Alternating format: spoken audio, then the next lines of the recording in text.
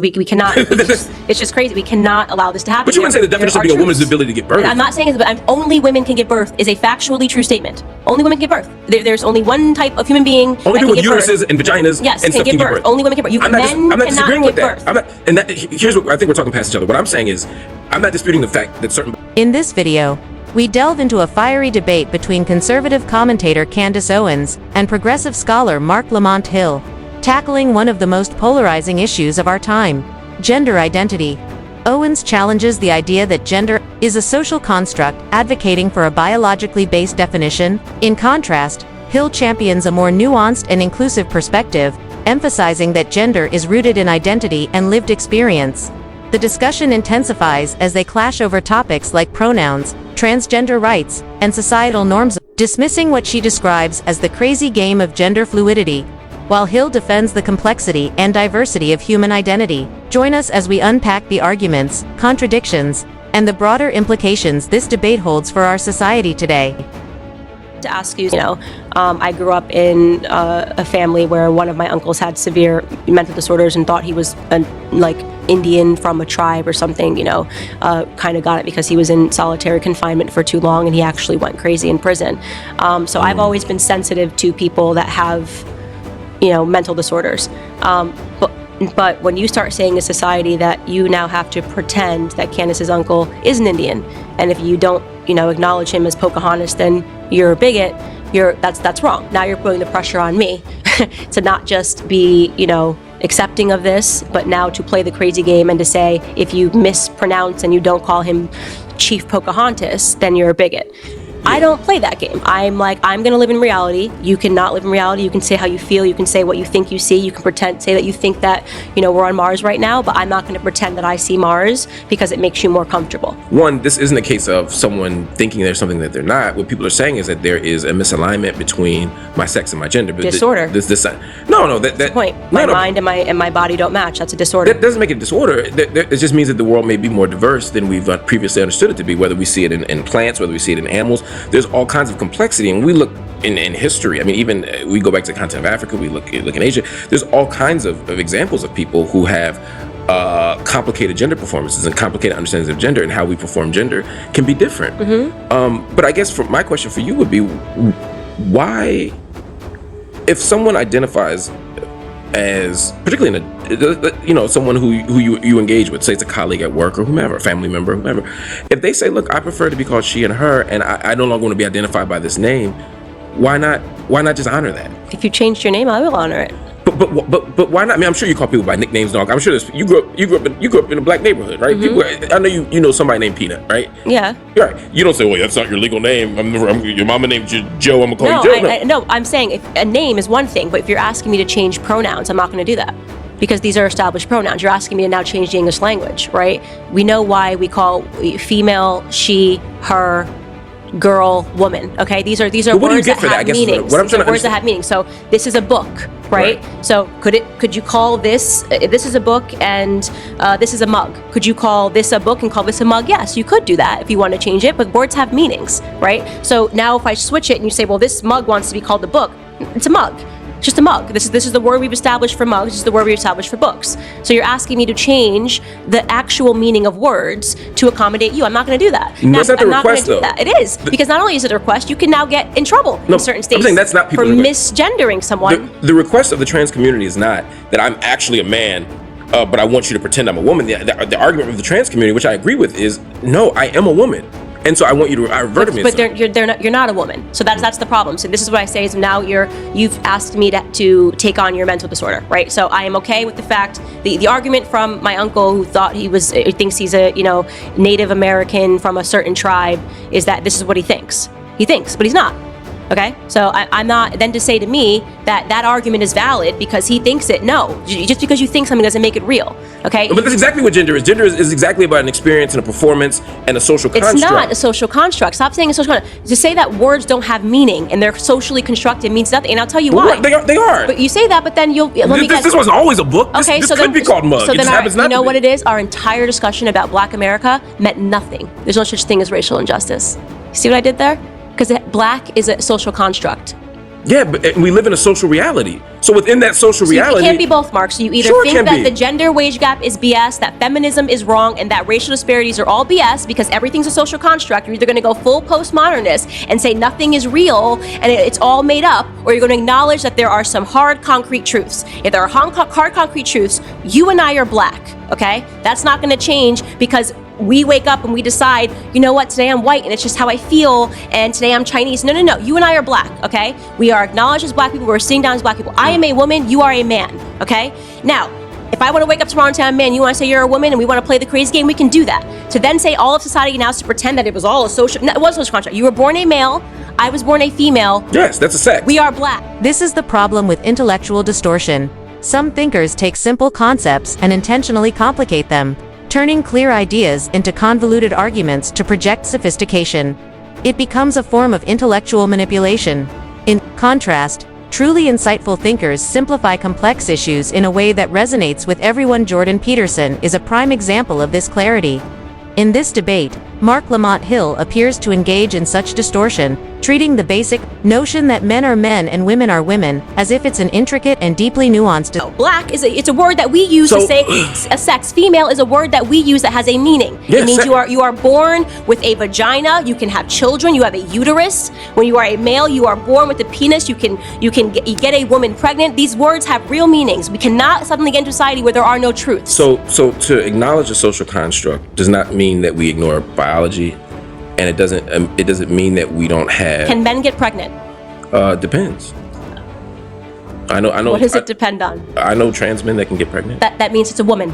Only one sex can get That's pregnant. a circular argument. That's It's not a begging the circular question. argument. Yeah. It's proving my thing. There is a truth, a concrete truth. You have to be born with a uterus to have a baby. Only women can get pregnant. The fact that we've arrived in a society Right, where that's the part I'm disagreeing with. That's the part I'm disagreeing There's with. nothing to disagree with it. These are facts. So you can say that this person who is pregnant identifies as a man.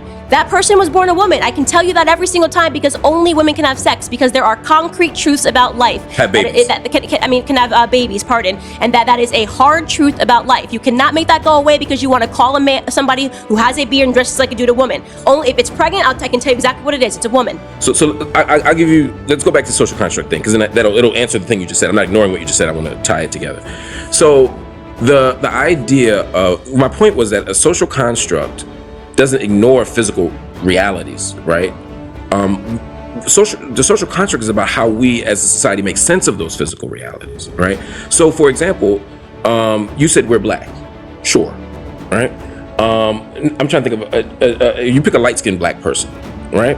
They're black, right? We'd agree on that. Mm-hmm. Now let's go to the Dominican Republic. Mm-hmm. Let's go to the PR. Let's go to Puerto Rico. Let's go to Jordan. Let's go to Iraq. Let's go to Sudan.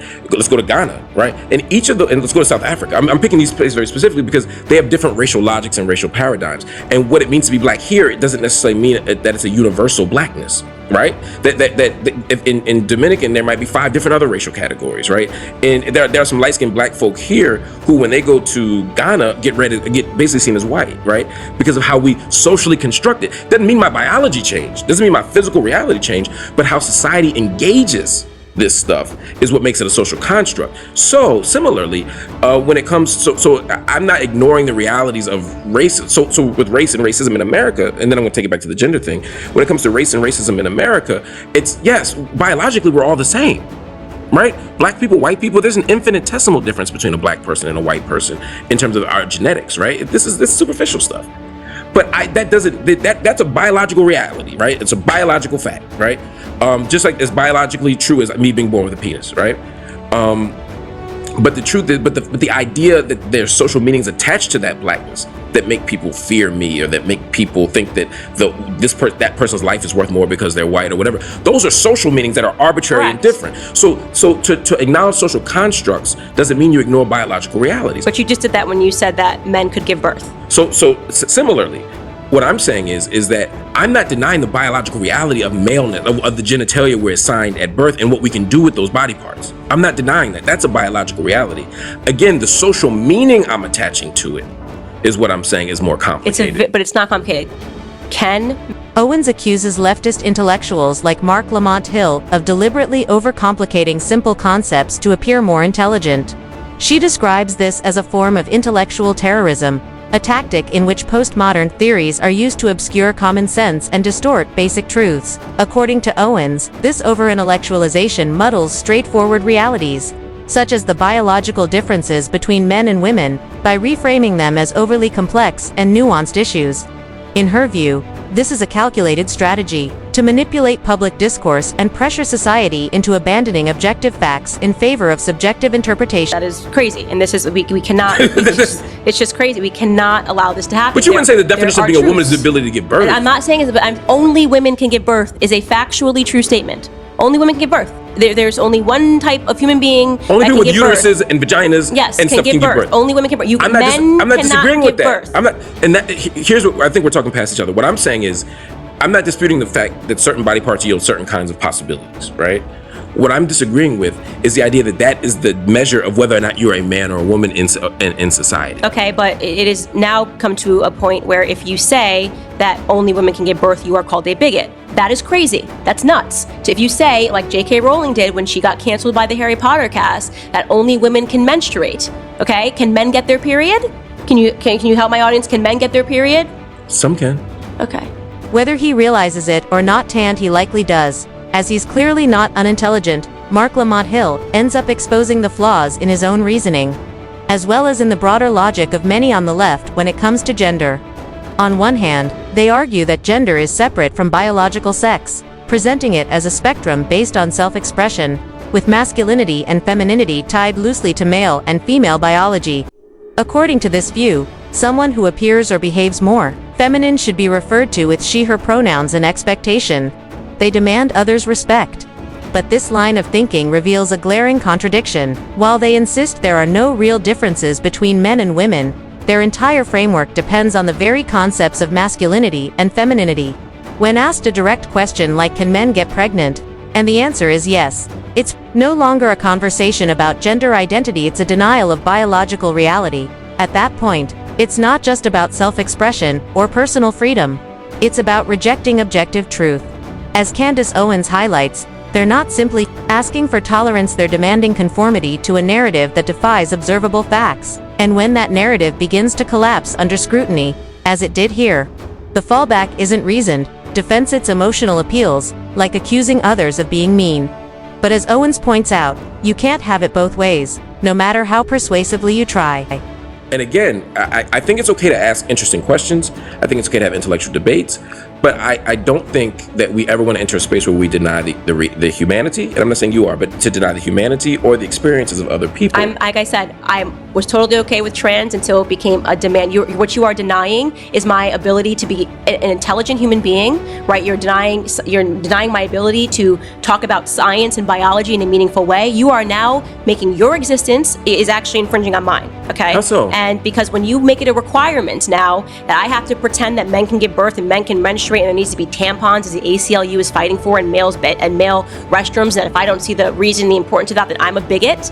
I'm someone that doesn't accept. No. I accept you if you want to run around and you want to wear a dress and you want to call yourself Tiffany and you want to put a pillow in. But you won't call me Tiffany. If you want, I don't need to know your name. It doesn't mean anything to me. If you want to call, I'm not going to sit here and say I don't believe your name is Tiffany. You know, if a person comes up to me and they're in a dress and a skirt and they say my name's Tiffany, okay, cool, Tiffany, cool, right? But when it becomes Candace is a bigot because she won't acknowledge that, you know, Tiffany the man got her period and can have a baby, I'm not playing that game. I will never. So tomorrow, back I come down. on your show tomorrow, and I have decided that, or a year from now, suddenly I have reimagined my identity, and I have recognized and affirmed my identity as a trans woman, and I no longer want to identify as Marc. I want to identify, to use your example, as Tiffany. Mm-hmm. You wouldn't be like, this book says Marc, you're Marc. You'd call me Tiffany. I'd call you Tiffany, but I'm not going to call you she and her because that has real meaning, and I'm not going to play the game. What's compromised by that is what I'm trying to understand. My reality. You're now saying you've transformed your reality, and now I have to pretend that words have no meanings, and they do have meanings, right? So I'm not going to do that. I'm not going to call you, hi Tiff, how you doing, Tiff? Did you have a good day, Tiff? Great, Tiff. I'm not going to then say she. I'm not doing that. And if people cannot, if people the demand. But you won't misgender me either. What? I'll just call you Tiffany. And if they say where'd Tiffany go, you're not gonna be like he just left. You'll say she just left. I'll probably slip up, once or twice. But I'm not talking about mistakes, but I'm left. saying you wouldn't intentionally misgender me. No, I wouldn't intentionally misgender you, but I don't want Tiffany in my bathroom. I don't want Tiffany But in you also my don't want spaces. tampons in the other bathroom. That's Right? what I don't get. No, I don't care. I don't care. I think it's stupid. I think it's foolish. I think it's dumb. But if that's really where guys want to go, do it. I don't care. It's not my business. It doesn't impact me. I don't have to go in the... In conclusion, Owens advocates for a strict interpretation of gender rooted in biological sex, firmly rejecting efforts to reshape language or societal norms to accommodate diverse gender identities. She insists that terms like man and woman are grounded in objective biological facts and should not be redefined based on individual feelings or experiences. By contrast, Hill supports a more flexible, inclusive view of gender, highlighting the importance of personal identity and acknowledging the role of social and cultural factors. He argues that society should evolve to reflect these complexities rather than clinging to rigid, binary definitions. What do you think? Is gender a matter of biology, identity, or both? Share your thoughts in the comments below. Thanks for watching.